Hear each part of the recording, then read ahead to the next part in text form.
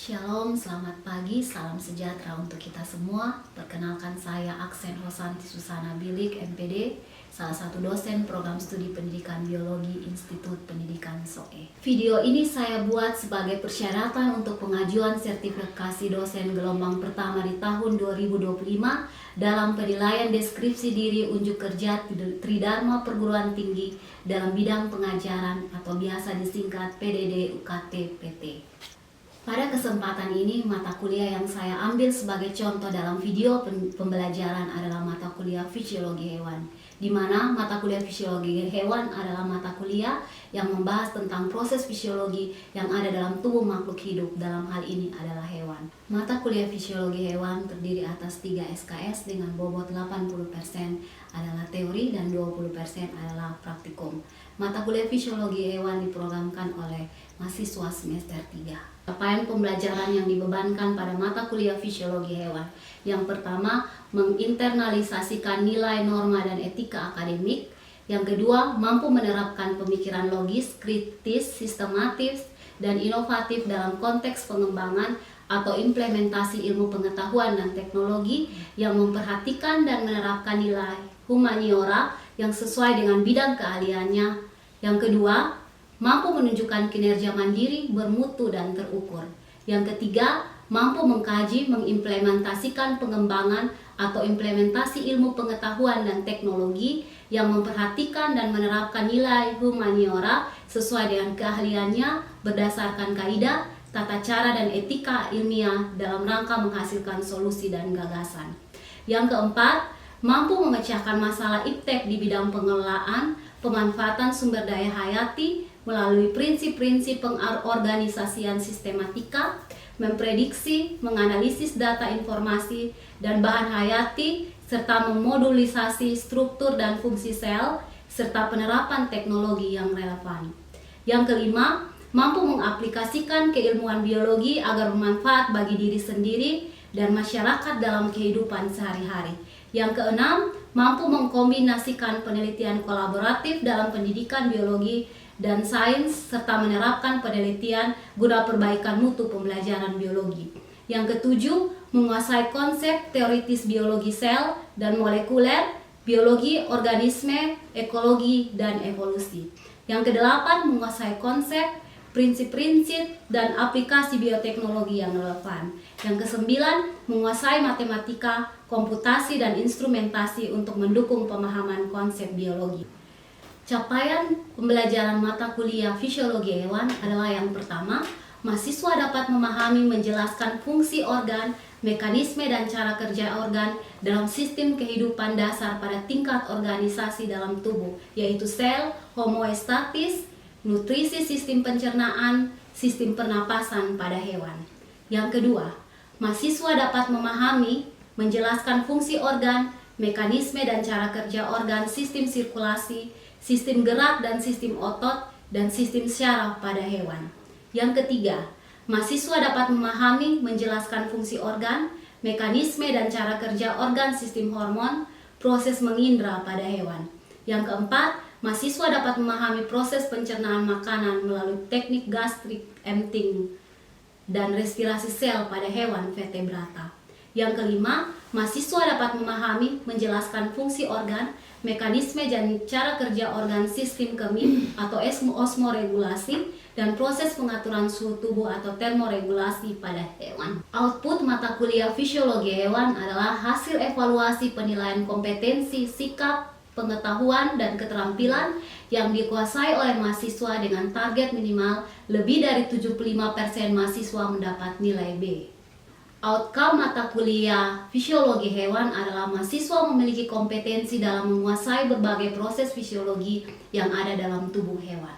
Deskripsi mata kuliah fisiologi hewan, yaitu mata kuliah ini membahas tentang proses-proses fisiologi yang terjadi dalam kehidupan makhluk hidup, dalam hal ini adalah hewan, yang meliputi dasar-dasar fisiologi, tingkat organisasi dalam tubuh, homeostatis, sistem sirkulasi, sistem respirasi, nutrisi dan sistem pencernaan, sistem saraf, sistem gerak dan sistem otot, sistem endokrin, proses mengindra, sistem kemih atau osmoregulasi, sistem pengaturan suhu tubuh atau termoregulasi, dan sistem reproduksi pada hewan vertebrata. Referensi yang saya gunakan dalam mata kuliah fisiologi hewan adalah sebagai berikut. Teknik pembelajaran yang saya gunakan dalam mata kuliah fisiologi hewan terdiri dari 3 aspek, yaitu aspek delivery, aspek interaction, dan aspek asesmen atau penilaian yang biasa disebut DIA. Yang pertama adalah aspek delivery. Pada aspek ini membahas tentang kontrak perkuliahan yang terdiri dari kontrak perkuliahan, penjelasan tentang RPS, tata tertib selama perkuliahan. Metode pembelajaran yang digunakan dalam mata kuliah fisiologi hewan adalah ceramah, diskusi, tanya jawab, penugasan, praktikum, dan model problem based learning. Pada model problem based learning, masalah yang diberikan dalam bentuk video, artikel, atau masalah kontekstual yang terjadi di lingkungan sekitar mahasiswa. Tujuannya adalah untuk meningkatkan kemampuan berpikir kritis, kemampuan pemecahan masalah, dan kemampuan untuk mengembangkan solusi, serta kemampuan berkolaborasi dengan baik. Yang ketiga, media yang saya gunakan dalam mata kuliah fisiologi hewan menggunakan media presentasi dan media audiovisual. Mengapa saya menggunakan media audiovisual? Karena dalam pembelajaran fisiologi hewan membahas tentang organ dan proses fisiologi dalam tubuh makhluk hidup yang kasat mata, sehingga media audiovisual membantu menganimasikan atau memvisualisasikan proses tersebut sehingga dapat mudah untuk dipahami. Yang kedua adalah aspek interaction, di mana dalam pembelajaran terjadi interaksi antara dosen dan mahasiswa untuk mencapai tujuan pembelajaran. Interaksi berupa tatap muka dan interaksi yang dilakukan di dalam WhatsApp group untuk sharing materi atau informasi lainnya yang terkait dengan perkuliahan. Yang ketiga adalah teknik penilaian atau asesmen. Proses penilaian untuk mengukur kemampuan akhir mahasiswa secara objektif. Indikator penilaian yang digunakan adalah kehadiran 10%, UTS 30%, UAS 30%, keaktifan 10%, tugas 10%, praktikum 10%, sehingga total skornya adalah 100%. Berikut ini saya akan menampilkan video pembelajaran bersama mahasiswa semester 3 program studi pendidikan biologi. Selamat menyaksikan. Salam, selamat pagi untuk kita semua. Shalom Ibu. Bagaimana keadaan kalian hari ini? Apakah semua dalam keadaan yang baik-baik? Baik Ibu. Ada yang tidak hadir? Ada. Siapa yang tidak hadir? Aslinya baik. Alasan? Tidak ada keterangan. Ya baik, tidak ada keterangan. Sebelum kita mulai pembelajaran kita pada pagi hari ini seperti biasa, mari kita semua akan berdoa. Dan siapa yang memimpin kita dalam doa? Ya, silakan Yopi.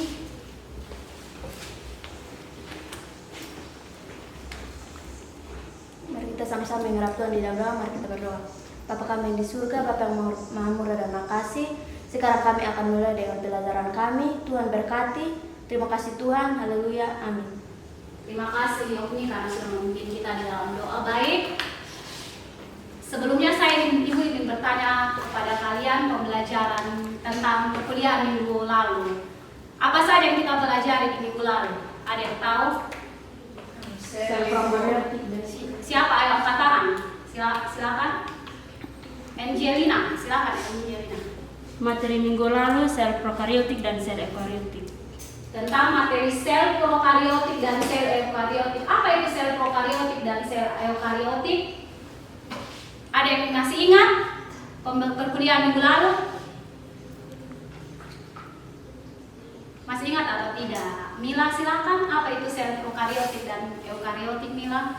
Sel prokariotik adalah sel yang tidak memiliki membran inti, sedangkan sel eukariotik adalah sel yang memiliki membran inti. Ya, sel prokariotik adalah sel yang memiliki membran inti, sedangkan sel prokariotik adalah sel yang tidak memiliki membran inti. Oke, kita akan memulai perkuliahan kita pada minggu ini dengan pada mata kuliah fisiologi hewan dengan judul Sistem Pencernaan pada Manusia dengan subjek PMK. Untuk pertemuan kita pada pagi hari ini yaitu mahasiswa mampu menganalisis proses, mekanisme, sistem pencernaan pada hewan vertebrata. Nah, kalau hewan vertebrata itu ada berapa? Ada 5. Apa saja, Mila? Ada Pisces, amfibi, reptil, aves, dan mamalia. Ada Pisces, amfibi, reptil, aves, dan mamalia. Dan yang akan kita bahas pada sistem pencernaan di hari ini adalah pada mamalia. Dalam hal ini adalah manusia. Dengan tujuan pembelajaran yang akan kita capai dalam pertemuan ini, yang pertama, mahasiswa mampu menjelaskan mekanisme sistem pencernaan pada manusia. Yang kedua, mahasiswa mampu menganalisis gangguan pada sistem pencernaan. Jadi ada dua tujuan pembelajaran yang akan kita capai pada pertemuan kita hari ini. Baik mahasiswa, tadi kalian datang kampus makan atau tidak? Makan dengan apa? Nasi, sayur. Ya, baik. Kalau Anda datang kampus, Anda makan. Kalau kita tidak makan berarti apa? Kita akan apa? Baik. Nah, pernahkah kalian berpikir ketika kalian makan itu tubuh ini dapat mengolah makanan di dalam sistem pencernaan? Pernahkah kalian berpikir ketika kalian makan, makanan yang kalian masuk di dalam tubuh kalian itu bagaimana sistem pencernaan itu dapat mengolah makanan-makanan itu? Ada yang tahu? Silakan. Melibatkan organ pencernaan. Ya, benar sekali. Jadi jawabannya sistem pencernaan itu melibatkan organ-organ pencernaan. Nah, di sini pencernaan pada manusia itu terdiri atas dua, yaitu pencernaan secara mekanik dan pencernaan secara kimiawi. Ibu ingin bertanya kepada kalian, apa itu pencernaan secara mekanik? Silakan. Baik, Yensi, apa itu pencernaan secara mekanik? Pencernaan secara mekanik adalah proses fisik yang memecah makanan menjadi bagian-bagian yang paling kecil. Proses fisik yang melibatkan pengubahan ukuran makanan menjadi ukuran yang lebih kecil sehingga bisa diserap dan dicerna. Jadi pencernaan secara mekanik ini melibatkan aktivitas seperti mengunyah, apalagi memotong makanan, mengaduk sehingga bisa ditelan dan melakukan pencernaan yang lebih lanjut. Sedangkan sistem pencernaan makanan secara kimiawi, ada yang tahu apa itu pencernaan secara kimiawi? Ya, Stanley, silakan. Proses pencernaan secara kimiawi adalah proses pemecahan makanan dari molekul-molekul yang lebih kompleks menjadi molekul-molekul yang sederhana dengan melibatkan enzim. Ya, proses pemecahan partikel molekul yang lebih besar menjadi partikel molekul yang lebih kecil dengan bantuan enzim. Baik, sebelum kita akan melanjutkan pembelajaran kita dengan saya akan menampilkan video untuk Anda lihat masing-masing dan kita akan membahas video ini bersama.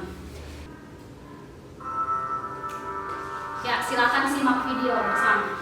Across the whole planet, humans eat on average between 1 and 2.7 kilograms of food a day. That's over 365 kilograms a year per person, and more than 20, and has an internal surface area of between 30 and 40 square meters, enough to cover half a badminton court. And it's time to expel the waste. The byproducts of digestion exit through the anus, and the food's long journey, typically lasting between 30 and 40 hours, is finally complete. TED is a nonprofit. Ya, baik. Anda sudah menonton video? Video ini menjelaskan tentang apa? Mekanisme sistem pencernaan pada manusia yang melibatkan organ pencernaan dan kelenjar pencernaan. Ya, di sini dijelaskan bahwa mekanisme sistem pencernaan pada manusia di mana melibatkan organ-organ pencernaan. Organ-organ pencernaan apa saja yang tadi ditayangkan di video? Ada mulut, apa lagi? Kerongkongan, apa lagi? Lambung, apa lagi? Usus halus, usus besar, rektum dan anus. Kalau kelenjar pencernaannya adalah apa? Tadi Anda saksikan di video hati, apalagi kantung empedu dan pankreas. Oke, mekanisme sistem pencernaan ini melibatkan apa? Yang tadi sudah ditampilkan di video. Melibatkan apa? Proses pencernaan, apalagi selain itu proses pencernaan itu terjadi pada mulut dan lambung, sedangkan proses penyerapan itu terjadi pada usus, dan proses pembuangan zat sisa metabolisme itu terjadi pada anus. Oke, baik. Jadi tujuan pembelajaran pertama sudah selesai, kita akan masuk ke dalam tujuan pembelajaran yang kedua. Tujuan pembelajaran yang kedua ini saya memberikan kesempatan kepada kalian untuk membagi kelompok. Jadi ada 4 kelompok, silakan. Baik, karena kalian sudah membaca artikel yang ada, saya langsung memberikan kesempatan kepada kelompok untuk mempresentasikan hasil diskusi. Silakan kelompok 1, saya berikan waktu dan kesempatan. Baik, terima kasih atas kesempatan yang diberikan kepada kami kelompok 1 untuk mempresentasikan hasil diskusi kami tentang penyebab stunting yang terjadi di Kabupaten Timur Tengah Selatan.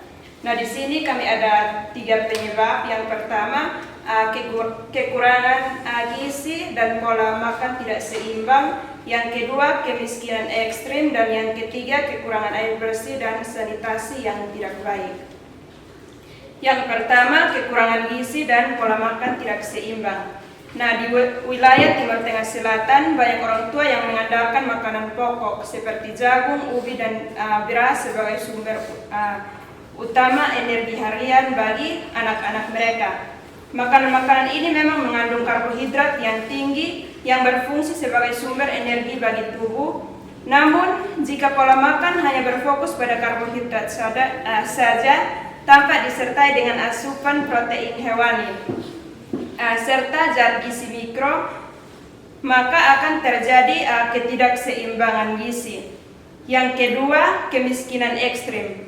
Merupakan kondisi ketika seseorang atau keluarga tidak mampu memenuhi kebutuhan dasar hidupnya seperti makanan, tempat tinggal, air bersih, dan layanan kesehatan. Kemiskinan ini menjadi penyebab utama terhambatnya pertumbuhan anak-anak. Ketika keluarga hidup dalam kondisi ekonomi yang sangat rendah, mereka sering tidak mampu membeli makanan bergizi yang seimbang. Penyebab yang ketiga yaitu kekurangan air bersih dan sanitasi yang tidak baik. Merupakan salah satu faktor lingkungan yang sangat berpengaruh terhadap kesehatan anak, khususnya dalam konteks penyebab dan penanganan stunting. Air bersih sangat penting untuk kebutuhan sehari-hari seperti minum, memasak, dan mencuci, dan menjaga kebersihan tubuh. Nah, tanpa akses terhadap air bersih, keluarga seringkali terpaksa menggunakan air dari sumber yang tercemar seperti sungai atau sumur yang tidak terlindungi. Nah, dari ketiga penyebab ini, kami ada dua solusi yang kami tawarkan untuk mengatasi masalah stunting di Kabupaten TTS. Nah, solusi yang pertama yaitu program makanan tambahan untuk ibu hamil, balita, dan anak sekolah. Yang kedua, pemanfaatan pangan lokal bergizi secara optimal. Yang ketiga, edukasi gizi kepada keluarga. Yang keempat, pemberdayaan ekonomi keluarga. Dan yang kelima, kondisi kemiskinan ekstrim di TTS menyebabkan banyak keluarga kesulitan mendapatkan air bersih dan sanitasi yang layak. Sehingga hal ini meningkatkan risiko infeksi saluran cerna seperti diare yang memperburuk penyerapan nutrisi dan mempersebab terjadinya stunting. Sekian dari hasil presentasi kami. Waktu selanjutnya kami akan membuka sesi diskusi. Mungkin dari teman-teman ada yang bertanya, waktu kami berikan. Ya, baik, di sini saya akan bertanya, mengapa pola makan yang hanya mengandalkan karbohidrat tanpa disertai protein hewani dan zat gizi mikro menyebabkan stunting pada wilayah anak TTS?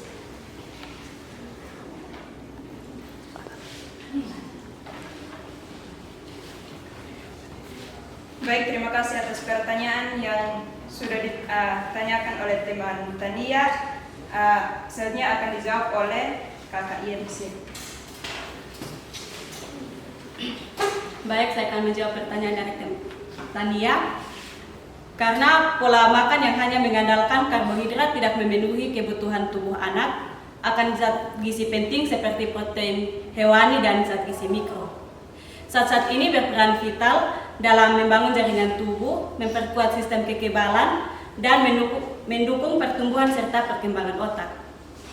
Nah, ketika anak kekurangan gizi secara kronis, terutama selama 1000 hari pertama kehidupan, tubuh mereka tidak tumbuh optimal dan mengalami stunting.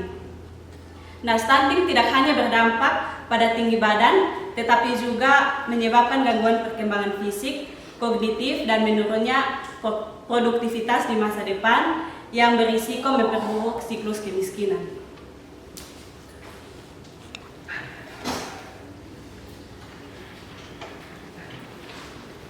Bagaimana tanggapan dari Kakak Tania? Ya.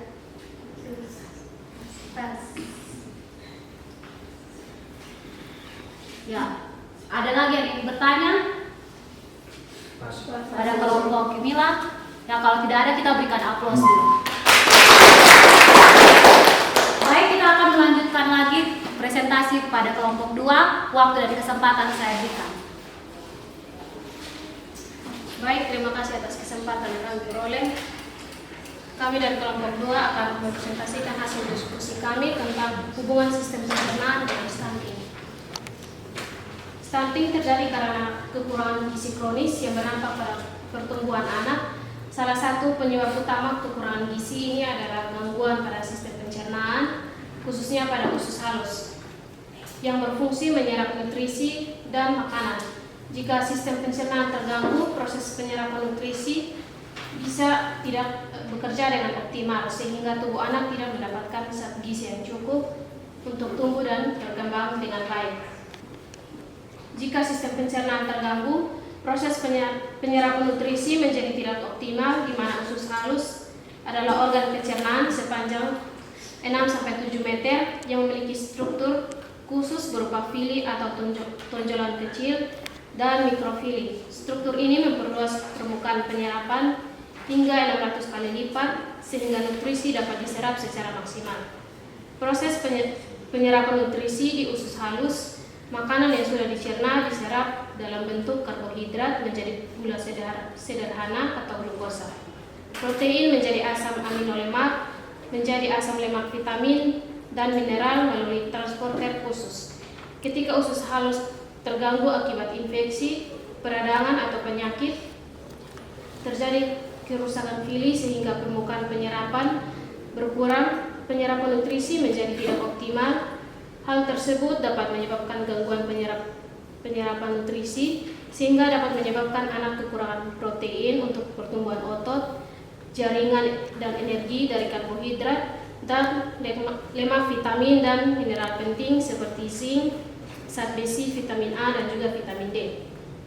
Kekurangan nutrisi ini bisa menghambat produksi hormon pertumbuhan sehingga anak mengalami gangguan pertumbuhan pada tinggi badan atau stunting yang bersifat permanen jika tidak ditangani sejak dini.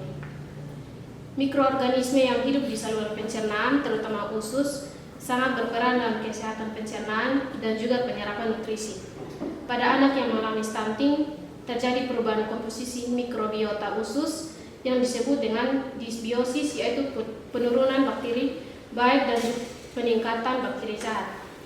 Dysbiosis ini menyebabkan gangguan pada fungsi usus, termasuk permeabilitas usus yang meningkat dan malabsorpsi nutrisi. Akibatnya, meskipun asupan makanan cukup, nutrisi tidak terserap dengan baik, sehingga memicu stunting. Dysbiosis adalah kondisi ketidakseimbangan mikrobiota atau komunitas mikroorganisme yang hidup di dalam tubuh, terutama di usus. Dalam keadaan normal, mikrobiota yang sehat dan seimbang berperan penting dalam proses pencernaan, penyerapan nutrisi, dan menjaga kesehatan usus, serta sistem kekebalan tubuh.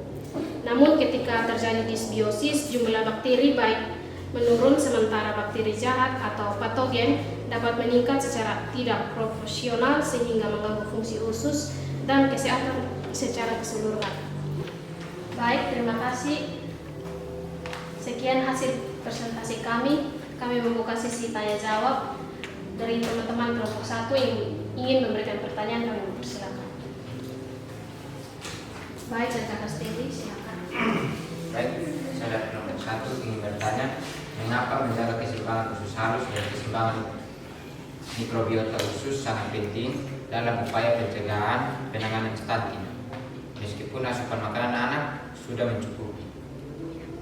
Baik, terima kasih atas pertanyaannya. Untuk pertanyaannya akan dijawab oleh Tania. Baik, saya akan menjawab pertanyaan dari Steffi. Karena meskipun asupan makanan anak sudah mencukupi, nutrisi tidak akan bermanfaat bagi tubuh jika tidak dapat diserap dengan baik oleh usus halus. Usus halus memiliki struktur khusus berupa fili dan mikrofili yang memperluas permukaan penyerapan nutrisi jika terjadi gangguan seperti infeksi, peradangan atau kerusakan pada fili. Maka proses penyerapan nutrisi menjadi tidak optimal atau yang disebut dengan malabsorpsi. Selain itu, ketidaksamaan mikrobiota usus atau dysbiosis, yaitu ketika jumlah bakteri baik menurun dan bakteri jahat meningkat dapat memperburuk fungsi pencernaan, meningkatkan peradangan, serta menyebabkan gangguan penyerapan nutrisi. Akibatnya, anak tetap mengalami kekurangan gizi kronis meski makanannya cukup, dan hal ini dapat memicu stunting, yaitu gangguan pertumbuhan yang bersifat permanen jika tidak ditangani sejak dini. Oleh karena itu, menjaga fungsi usus halus dan keseimbangan mikrobiota usus merupakan bagian penting dalam mencegah stunting. Bagaimana? Baik, terima kasih.